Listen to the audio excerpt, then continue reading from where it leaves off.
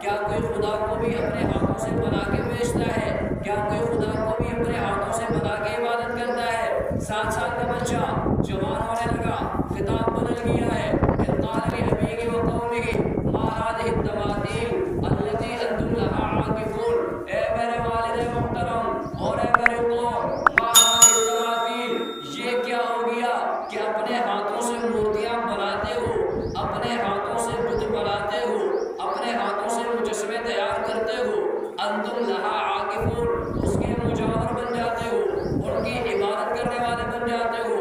ہمیشہ شرک کی کیفیت بدلی ہے، مشرک کا ذہن نہیں بدلا۔ جناب نوح علیہ السلام کا زمانہ ہے، 5 بت بنائے تھے، 5 بت بنا کے ان کی عبادت کیا کرتے تھے، شرک کی کیفیت تبدیل تھی۔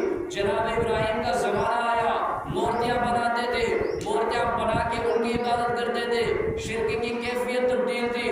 محمد مصطفیٰ کا زمانہ آیا، 360 خدا بنا کے کعبے کے اندر رکھے ہیں، شرک کی کیفیت تبدیل تھی، لیکن مشرک کا ذہن تبدیل نہیں ہوا۔ جب جناب نوح کے زمانے میں سوال کیا گیا، اے بتوں کی عبادت کیوں کرتے ہو؟ جواب آیا، وجدنا آباءنا لہا عابدین، اپنے آباء و اجداد کو ان کی عبادت کرتے ہوئے پایا۔ جناب ابراہیم کا زمانہ آیا، بڑا فاصلہ ہے، شرک کی کیفیت تو بدلی ہے، مشرک کا ذہن نہیں بدلا۔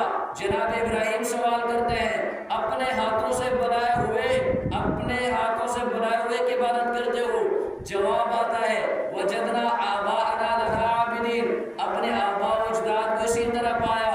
محمد مصطفیٰ جب شرک کا کلا کما کرنے لگتے ہیں، ابو جہل یہی کہتا ہے، وجدنا آباءنا لہا عابدین، اپنے بڑوں کو اسی طرح پایا۔ مشرک کے پاس دلیل نہیں، آباءنا لہا۔ یہ سمجھے شرک اور بدعت پیدا کب ہوتی ہے؟ شرک پیدا ہوتا ہے نیک صالح لوگوں کا نام لے کر، نیک صالح لوگوں کا نام لے کر شرک پیدا ہوتا ہے۔ یہ نیک آدمی کی اولاد ہے، یہ نیک آدمی کی قبر ہے، یہ نیک آدمی کا مجسمہ ہے، شرک پیدا ہوتا ہے۔ بدعت کب پیدا ہوتی ہے؟ نیکی کا نام لے کر، بندہ مر گیا، قبر میں دفن ہو گیا، قبر پر اذان دے رہے ہیں، کیوں؟ باعث ثواب، نیکی کا نام ہے۔ تو شرک پیدا ہوتا ہے نیک لوگوں کا نام لے کر، اور بدعت پیدا ہوتی ہے نیکی کا نام لے کر۔ اس میں نہ نیکی کا قصور ہے